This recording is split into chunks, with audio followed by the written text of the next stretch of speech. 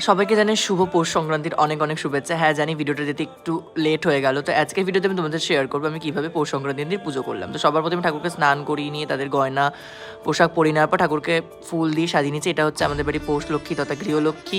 মাকে ফুল মালা এগুলো দিয়ে সুন্দর করে সাজিয়ে নিয়েছি এবং তাছাড়া প্রত্যেকটা ঠাকুরকেই ফুল নিবেদন করা হয়েছে। এবং এইবার আসি ডাইরেক্ট কালকে ঠাকুরের ভোগে কী কী ছিল। তো ঠাকুরের ভোগে প্রত্যেক বছরের মতো এবছরও আমাদেরকে যেটা বাড়ির নিয়ম তিল কদমা দিতে হয়, এবং তোমাদের কার কার বাড়িতে আজকের দিনে তিল কদমা দিতে হয় সেটা অবশ্যই আমাকে কমেন্ট করে জানিও। তো শুধু এটাতেই শেষ নয়, ফার্স্ট টাইমের জন্য আমি নিজের হাতে পায়েস বানিয়েছিলাম ঠাকুরের জন্য।